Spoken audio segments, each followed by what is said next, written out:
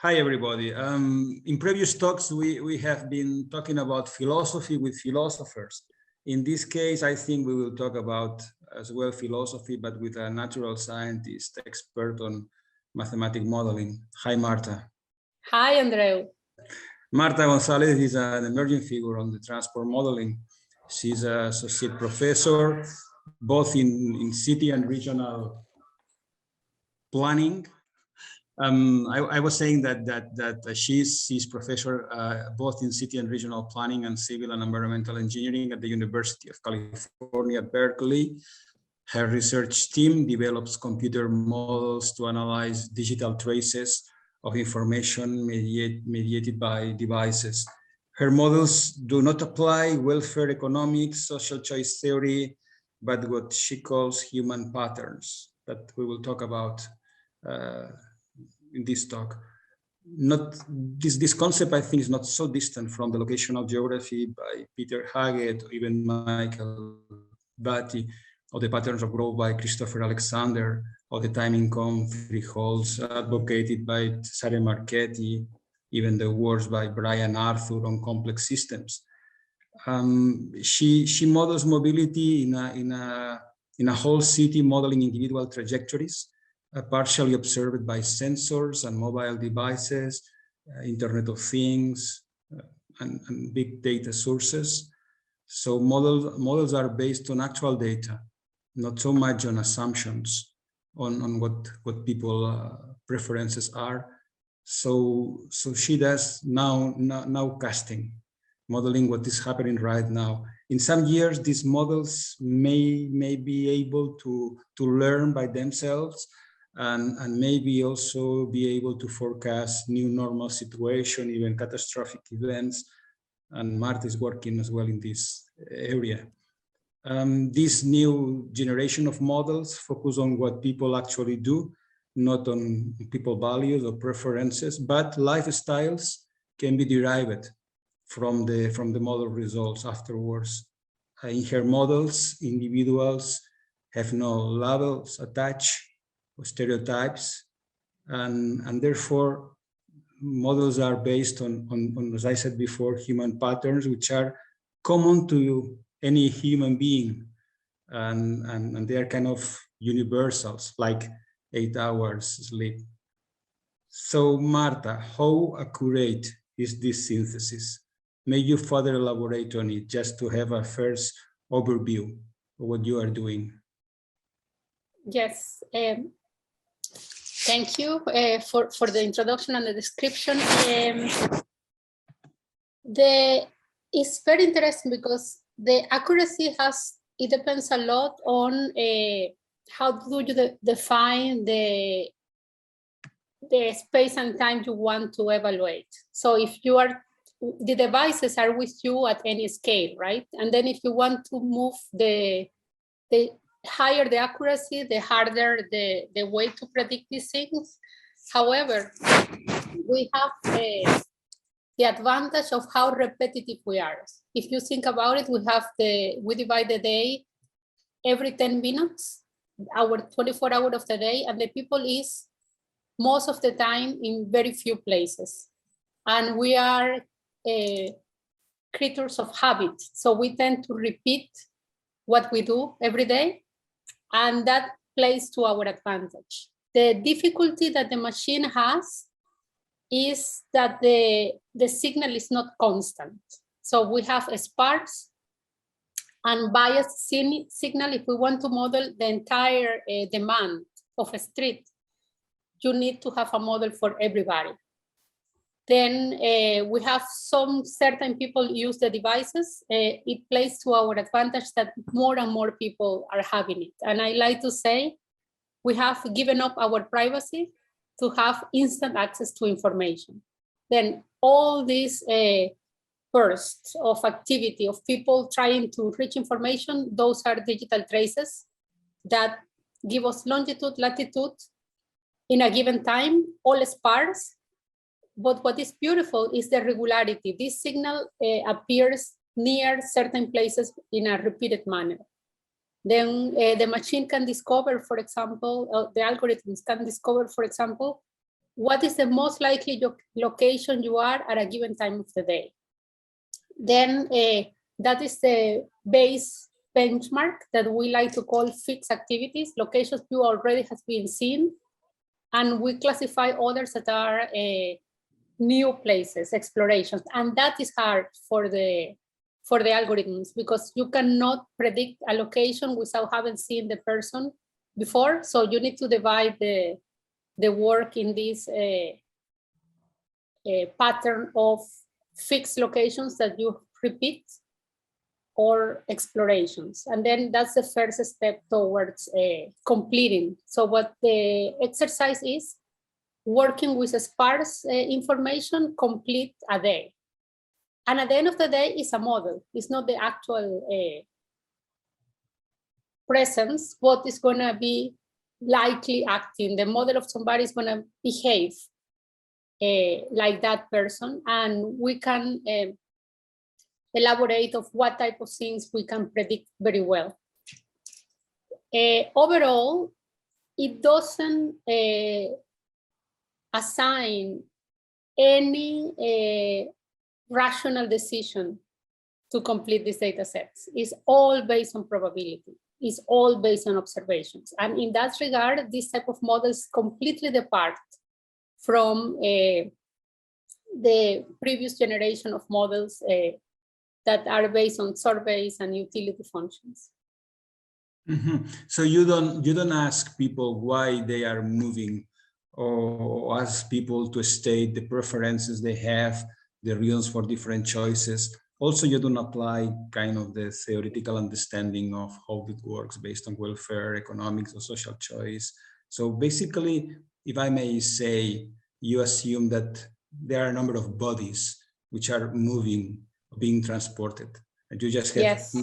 Data of what each one of these bodies is doing. And then at the end, maybe assembling the data you have, you can put even a name to this body, a gender, an income level, etc. But at the beginning, for you, are just bodies which are moving. This is an exaggeration? It can be, some people do not like, but yes, we are trying the longitude, latitude, the trajectories we're trying to complete are like particles.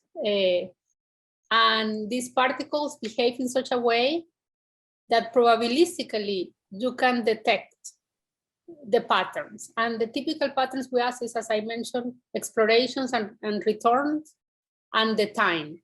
So if you think about it, given the fact that we have enough data points, we have an incomplete trajectory, but there are repetitions and there is behavior inherent in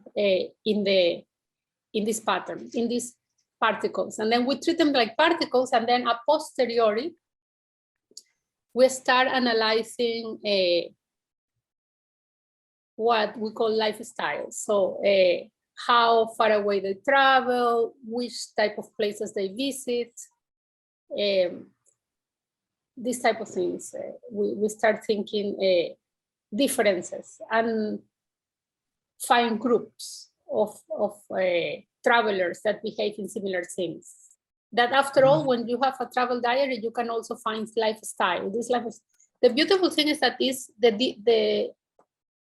the people is the same, so the approach is different. But then when we compare the models with, for example, the transportation commuting of the transportation planning package for the region of Massachusetts, we compare what a demand model based on these techniques would give us with previous demand models, and the matches are beautiful. Another interesting discovery in this area was what we call daily motifs. That is, you build a network with the daily location somebody visits. For example, if you go home work only, you have one node home, one node work, back and forward. But there are all sorts of motifs of these little networks of individuals, and then you try to find the distribution of those networks. Notice that we need a model, because if I only see you calling at home, you don't have this back and forward. Then After we complete the data with model, we find the motifs. And it's impressive that the motifs were the same from the survey, and we are not matching anything. So we are not studying these networks to create these models. And what is interesting, if I ask you in a combinatorial way, how many networks of 3 nodes you have a lot, but there are only 4 that appear in human mobility patterns because the returns and the way the 24 hours of the days are built. So in a larger space of combination of little graphs, we found the exact same that the people uses, and this has been validated with the survey data. And that type of things is interesting. Then we can compare patterns among cities. For example, the back and forward are obviously called commuters. And you can see that there are more commuters in Boston than in Rio de Janeiro, for example, because there are more, the larger fraction of the population is employed. So in Rio, we have 30% doing this back and forward, or maybe you have the informal jobs. You don't have this early, and the time in which the commuting starts. So in certain places, people need to depart home earlier than others. So there are, of course, heterogeneities in these patterns. But the first approach to the data are the similarities, the regularities among people. That's amazing, Marta.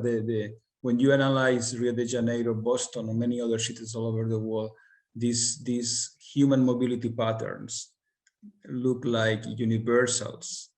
You have your paper, let's say universality 1, preferential returns.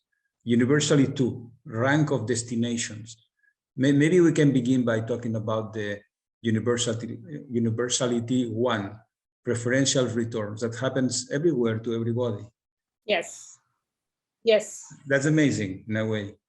Yes, and the beautiful part is the ratio of these two. So given a time, what is the probability that you're gonna go to a preferential return versus a new places that is exploration?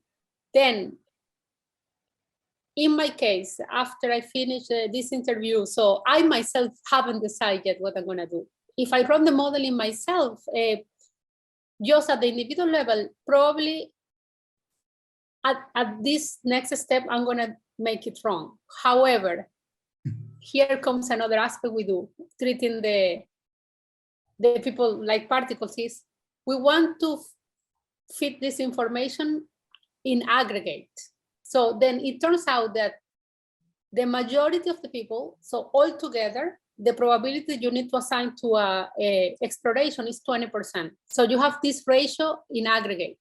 Then when I'm modeling the day of somebody, in certain fraction of the people at the individual level, you do it wrong, but in the aggregate, it's always 20%. So that type of things, we play a lot too. So the certain probabilities, we find them in the aggregate. So for example, the probability of departure from home, when you add everybody together, you have that shape, and that is the one we use in the model. Then to create these models, we play with individual information, like the places somebody visits and they like to explore, and certain aspect, the probability of departure, the ratio of exploration and preferential return, we calculate collectively. What this gave us is a paradigm shift, I like to say, when you have the fact that you have data from everybody, even if imperfect, this call for new ways to look at the data. And the school that started working on this is statistical physics and also a computer scientist. Then the computer scientist models failed in the sense that they were more purely training predictions. So they wanted to be very good at predictions. And then because if you count the number of locations of somebody, 70% of the locations on average are visited only once. then that gave a cap to the purely predictive models. And we needed to be working with these not so elegant methods in terms of computer science, like finding the aggregates versus individuals. So trying to find the patterns one by one. And there were several papers. And what attracted more people to work on this is that these patterns, for example, the ratio of exploration returns, the motives, no matter if you were working with data from Spain, I was working in data from Boston, the patterns would emerge. And then you have several papers with these patterns. That's why we call them universal, because they were, the distributions on the data were the same here and there. And yes, it was a fantastic, I say 10 years in which all these things were being discovered. And the rank of destinations, I think you modeled this according to the SIP's law, if I'm not wrong. Yes. The rank of destination follows nicely a SIP law. And this is the fact that you assign in the y-axis is the fraction of visiting the location of a different rank. Then your first few locations are higher fraction, and then it declines like a nice SIF law. And there are many SIF law in science, in statistics, like the ranking of words in text, for example, and if I don't recall others, but yes, our locations are visited in a rank way, like in a SIF law. That's surprising, kind of a rule for self-organization in complex systems that all tend to have this kind of equilibrium at the end. Doesn't matter if they are biology or they are culture or they are linguistic things.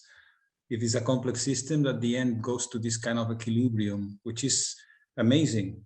Even the votes in parties, in political parties, also they, at the end, they organize themselves in this SIP law, which is amazing. Yes, yeah. Yes, it is. It's sometimes kind of disturbing if you think about it. So I have encountered colleagues that would say like, you're treating people like particles, nonsense, these physicists. It is disturbing because sometimes it's hard to rationalize why the SIF law appear. But then the thing, it does appear. And then the SIF law results in the model is just there. It's not something that you put into the model, but it's a result of, yes, no, that is beautiful. That I can tell you pretty well. This power law-like result is the fact that one effect that we call rich get richer effect. That is what gives power law distributions to the scale-free networks. And that means when you are going to decide where to go, the probability is weighted by the number of visits the location have. Then the locations that you already visited are going to have more probability to attract the person. And that mechanism of rich gets richer give origin to power laws. Yeah. Then in the model, of course, we do not put the SIF law, but we put this preferential return model that was discovered by colleagues of mine. So basically in 2016, we did a paper that we called TimeGeo, the modeling framework of human mobility patterns. We put together the discoveries that happened from 2002 to 2016, no, 2008 to 2016, all these patterns. And that gives you a completed trajectories of mobile phone users at a city scale in weekly basis. In what is a weekday? So we're putting the high fraction of commuters in there. But yes, that's how it worked.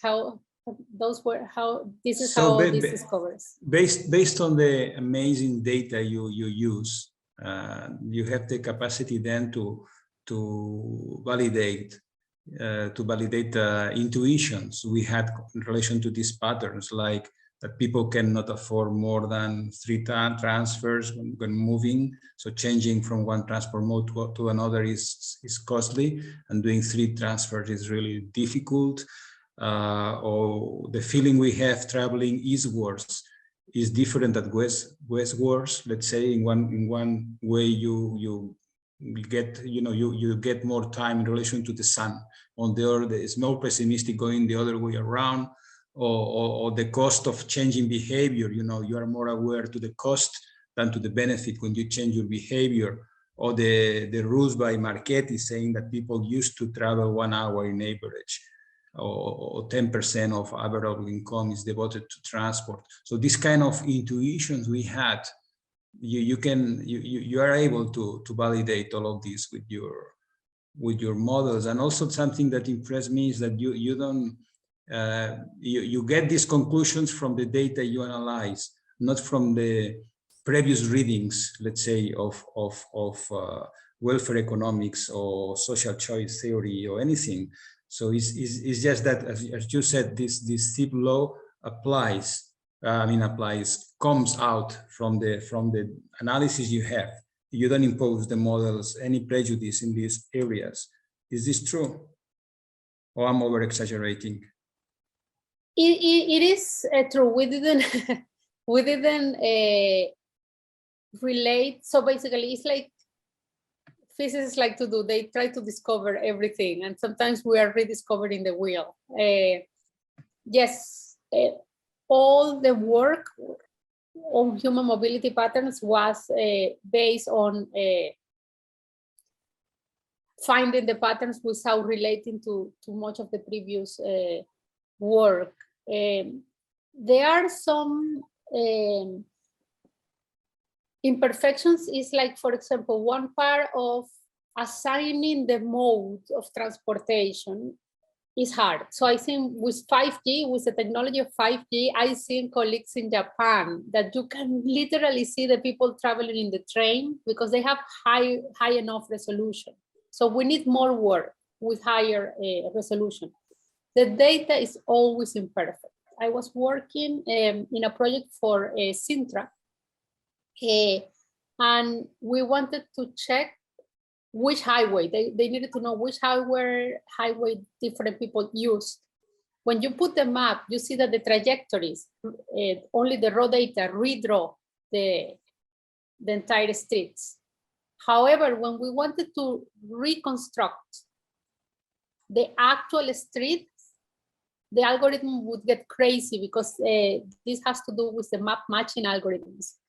And if you have jumps, it's very hard. So it's something that seems simple and it's very hard to achieve. Then things like the mode of transportation, which is so important for planning. So we want to know who is biking, for example, to model bypass, and then the data is still sparse. It was a work we did in route choice modeling with GPS data. So with GPS data, it got better, but the reason we need the models and the reason we all need to continue working on this is because there is imperfection and bias. So the data is never as perfect as it is. Even when you get your phone and you see your location in the map, that is the result of an algorithm. In my class, we analyze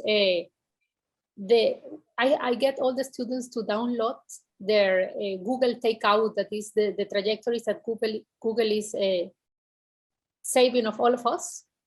That data, when we analyze in the computer, give you a set of longitude, latitude pairs of your house. So it's not like your house is one point in the map. That is the result of parsing the trajectories. So that's how behind the perfect information we have in our maps in the computer, it is an algorithm because the signal always moves. Mm-hmm. So that is part of the work we still need to do by teaching students to really parse these trajectories. But you are talking about the data sources. You are using credit cards, as well as all type of data coming from global positioning systems. And you can imagine data from social networks, data from, I mean, Google, Amazon, and so on. So data is becoming massive and very accurate.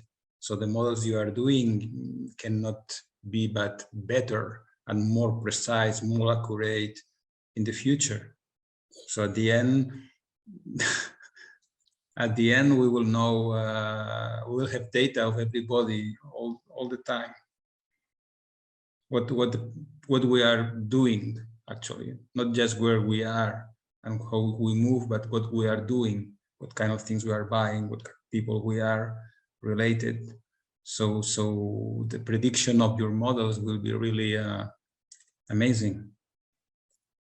Yes, and if you think about it, then the discussion has to do who has access to this data, because people generated it. Now it's companies use it. So basically, all the things we can do in the research community with this data, technology companies are doing.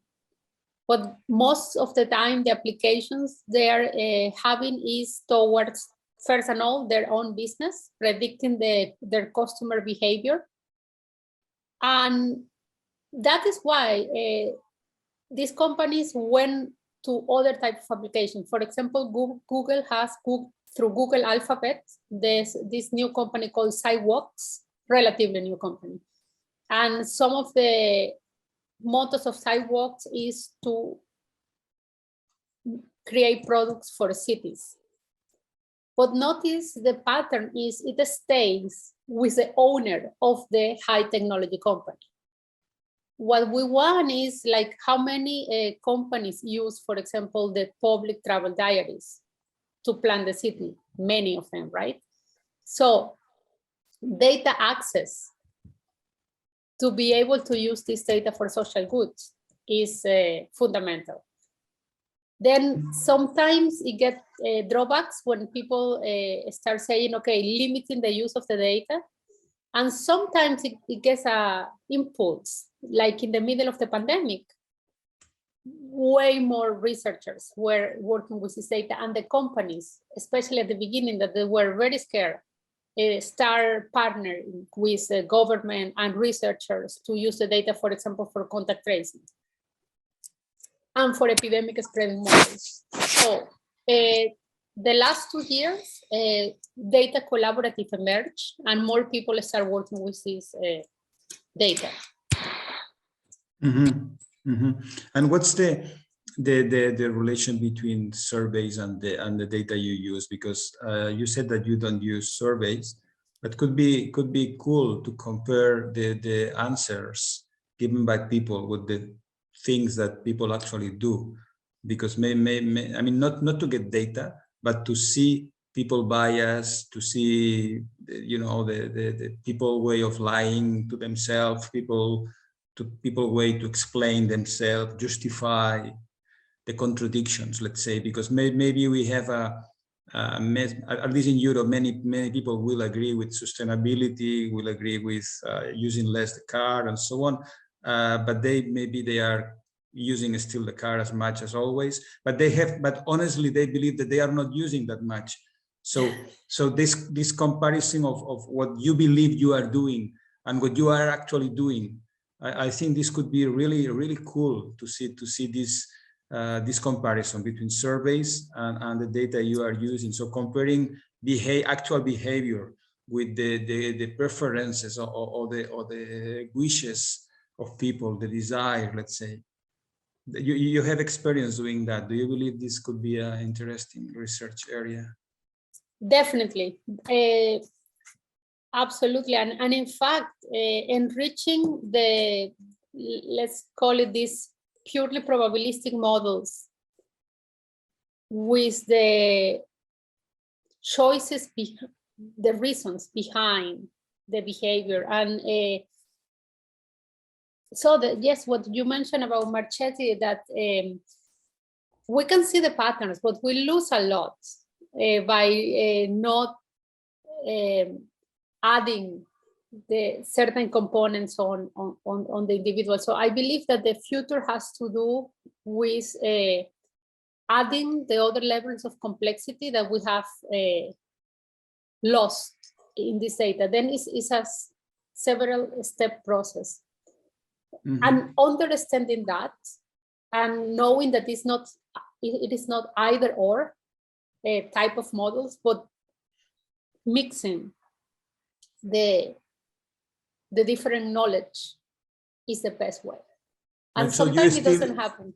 Yeah, but Marta, you still believe that the conventional 4 steps model most of us used to apply is not obsolete? Because I'm listening to you and I tend to believe that maybe not the social choice theory, because it's providing some kind of explanation or rationality for the welfare economics as a theory, but the algorithms we are using, the surveys, the 4 steps model, conventional model, seems to me that this is kind of obsolete, because it's not providing much explanation actually, and it's not very much accurate in terms of prediction. So the models you are doing are not going to substitute the 4 steps model that, you know, commercial software packages are using, and all of us in this business, we are still used. So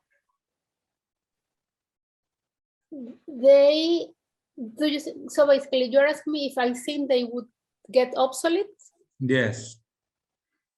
I don't want to get in trouble.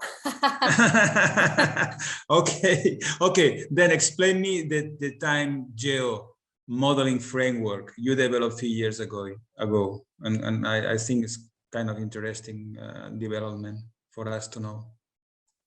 Yes, the time geo modeling framework, what it tries to do is add the universalities and the heterogeneities to model individuals. That's the main step. And then we start thinking, so the main idea is to fill up 2 components, the time part and the space time. Then as we spoke in the term of space is the division between explorations and returns, preferential return with the ranking probability, the Zipf law we already talked about. And the temporal aspect is just after you decided to move, how long you're going to stay in a location. And then we discovered that there are different types of people, the one that stay shorter in places and the others want to stay much longer. And that is just a rate. It's controlled by the rate of motion. And the output that you need to fulfill is that you ask the algorithm that nicely predict the number of visited location in a day. So if you think as the time steps like holes you need to fill, what plays to our advantage is that you have finite amounts. So you have every 10 minutes times 24 hours, knowing that you have what I call the circadian probability of departures. So you are not moving, certain times you are more likely to move earlier. Then what you need to say is probability of staying where you are or moving. And that is heterogeneous. And what we need to predict is the number of visited locations you are going to fill in a day. Then you have fixed time steps to put as an output number of visited locations. And that changes. Andreu has 2 locations, Marta has 5 locations. So if you think like that, it's easy. You just can ask the computer what is going to be the behavior in time. And there you have it. You have time, you have a space. What plays to our advantage in such a simple particle line model? What plays to our advantage is that the phone data give you the locations of where the people is. Mm-hmm. Then we have this simple model that fill the day, and the locations you are working with are of 2 kinds. The actual locations you saw the people, your users, and we also add another aspect that is let's call it the map revolution. Right now you have point of interest, information, digital information, and maps. With OpenStreetMaps and Google Maps, you have it all over the planet.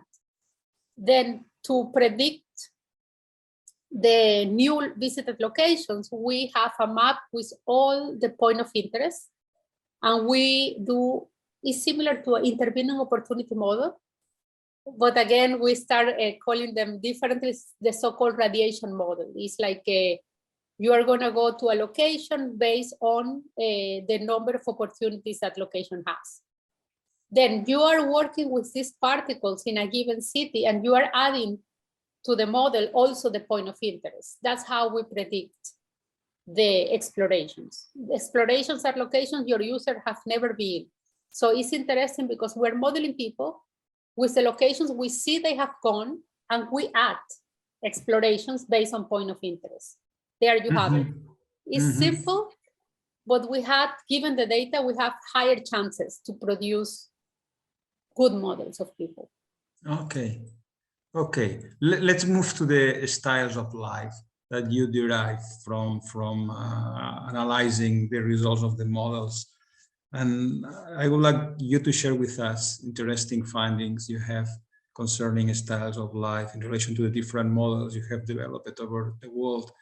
For instance, the case of the women in Saudi Arabia, that you told me that surprisingly, let's say, they move by car as much as men, which could be surprising because they don't have driving license. So, and then the reason is quite easy once you know it, is that they have drivers, if I understand right. So what kind of styles of life, surprising styles of life or interesting ones you have derived in the different models you have? Yes, one interesting aspect is, well, interesting is always follows our intuition, but let me go to, I'm going to tell you a little bit about the lifestyles I found and then go back to the interesting. The lifestyles I found are not so surprising as expected, right? Because you are aggregating how people is, and then if I discover new type of people, maybe they are not as many for me to be found in the data. So the lifestyles I found are following the common sense. And we label, so after you capture the mobility and the places they visit, we found, for example, what we call high-tech users, because we're mixing mobile phone data with credit cards. Then we saw that they have a lot of transactions toward internet use. We have the youth that didn't have cars, they were more in downtown, traveling through taxis. We have the homemakers because they were mostly grocery visits, mostly female, lower income. This is data from Mexico City. And we have what we call the commuters that were using more toll, higher economic transactions. So mostly these type of things are, at the end of the day, youth, high-tech, commuters, homemaker. Is this surprising? No, it's not. But what is useful is that we can map tons of people and every day. So the phone data was there for the use of the technology, and it allowed us to give us demand models. Credit card has been there for the use of it, but it has a longitude, latitude, and a piece of information that is very useful. In the credit card paper, I say, the dream is, as mobile phone data became ubiquitous for urban mobility models, I believe credit card transactions would be like a thermometer for microeconomics model of what's going on. So you can detect when people is spending less on food due to inflation, for example. So I think I wish the credit card data would be as popular as the location-based services became for research purposes. Those were the lifestyles. If we go back into the surprising findings, again, with this framework of treating people like particles, we can have at individual level the cloud of points somebody generates, because another advantage is that this data is recorded for a year, for years. Then you have a pretty well-informed cloud of points of somebody. And you can do only one simple quantity, that is the radius. Taking into account the weight of your visits, what is the radius you are more likely to be found? That we call the radius of gyration.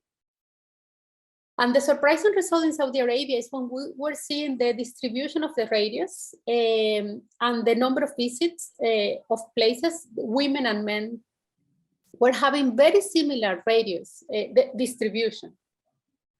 Another surprising result is that it doesn't matter where you have the home location of these users. It can be the lowest income areas and the higher income areas.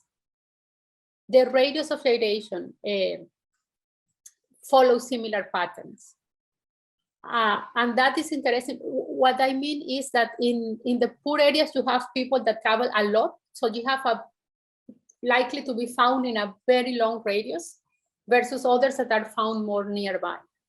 So this type of findings were interesting. This heterogeneity in the travels and not assigning, you belong to a demographic, you're gonna, and a gender, and you're gonna be moving like this. So it's to let the data inform you, and these universalities are there with heterogeneities as well. That was interesting finding. Let's go to the kinetic elite. You know, the concept by Tim Creswell and academics from the new mobility paradigm, and they say the kinetic elite is kind of a class which is defined by the choice they have when traveling. So it seems that, and I would like to ask if you have found this in your modeling work, that poor people move as much as rich people. The problem is that they are not free to choose the moment, the reason to move, the transport mode, and even the place to go sometimes. But actually people move as much independently of the income level. This kind of, you know, understanding of kinetic elite, more related to the conditions of the travel, not much on the number of trips or the distance of the trips. This something like that? You found something similar in your modeling work? Actually, the detail is that you can have two distributions, one in the income, one in the rich, and they may be following similar patterns. However, the cost is different. So basically, it's maybe in one type you are having more leisure activities, and in the other are more trips that you need to do. So I think finding these patterns doesn't allow you to find what is behind. So maybe in the lower income, you have less flexibility to choose what you're doing because you have more constraints. So that is one part that needs to be humbling for the modelers. So we cannot just lightly say, we are all the same. Yeah, I think something happened with your microphone now, Maria. Oh, what about now? Okay, now I go. Perfect. Let's go to another issue.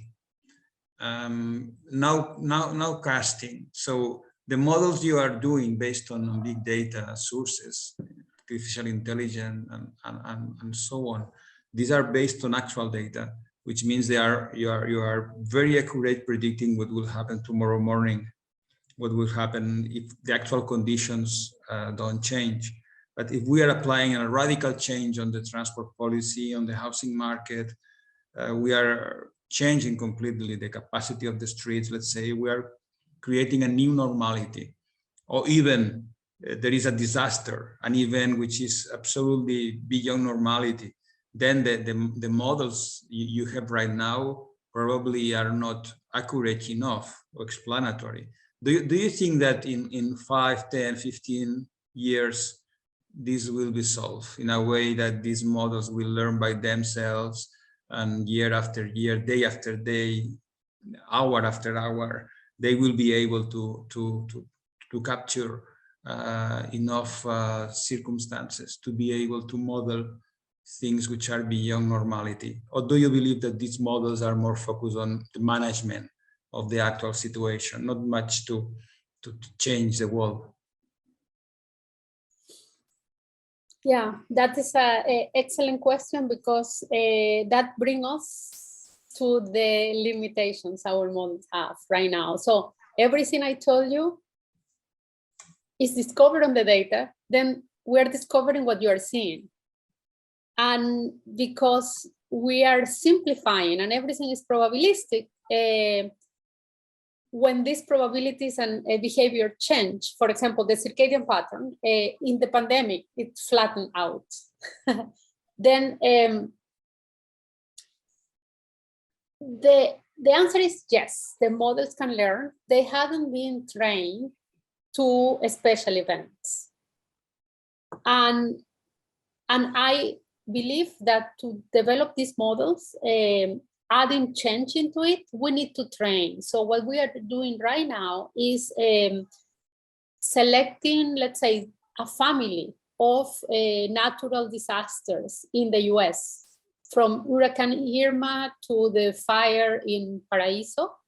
And then we're trying to see what are the behavior of people when they need to evacuate, who evacuates, where they evacuate to, and how long it takes to return to their locations. So the models can be developed, but as they are right now, if they haven't been trained for these conditions, they are not working. And the other aspect that is an area that I believe can benefit a lot from this type of studies is urban economics. So the behaviors that have to do with changes to your city, the house prices, unbelievable. This there are not many areas working with urban economic models and these new data trends. So I think I see there a future towards not the nowcasting, that is where you're gonna travel today and how you fill up the highways, but in long term, what's going to happen with the interventions you do to the city and the changes in mobility factor people is going to have. Notice that for this second type of question, you need longer time of observation and changes, under changes. So how the people react to changes. That is exactly the area that is occupying our research now. Okay, great. I have a number of questions from the audience, but I think we have answered, you have answered, Marta, most of these questions about modeling, about very specific questions. I think we have dealt with them. So let me use the remaining minutes to make you my favorite question, which is what do you understand by the science of natural and human interaction? It is something that I think I have read on some of your papers, the science of natural and human interaction, which is kind of what you are doing. And in the conversation you have, instead of passengers or travelers, you said particles in a way. So modeling these people as particles. And I said before human bodies. So it's not the same, because particle is kind of a soul, kind of a spiritual entity moving all around, and a body is something more organic. But this body soul dichotomy in a way is embedded in the science of natural and human interaction. So what do you mean by the science of natural and human interaction? This is something that is out from your mind, or is something that you have discussed with other colleagues? Is something that you have taken from your readings? What is your understanding of this science? Yes, when we call it science, is the ability to be predictive. So basically, is finding the laws. That is what we want to do. Then all these universal mobility patterns, like the motif that appear, that is the science behind that we call it mobility science. So it's inspired by the creation of laws. Then one humbling aspect of this is that the fact that we have the technology and we have the mobility science, it doesn't mean that we can solve the usual problems that the city has, right? You just have new techniques to predict the model, and that is an aspect. And then certain challenges of the city, they remain there, right? For us to continue working as we were working before. Then when I start talking about the science of human natural system interactions, it's about looking forward the applications of this area that haven't been tackled. And that's why it was brought by your last question, that is long-term prediction. Then for me, climate change is the slow pandemic. So it's here, it's happening, and they are going to be natural catastrophes that are going to be appearing more and more. And my idea is twofold. Is one, having the ability to use the technology, that the fact that we are all communicated to each other, to prevent and plan the behavior of people in a space and time when this natural disaster happened.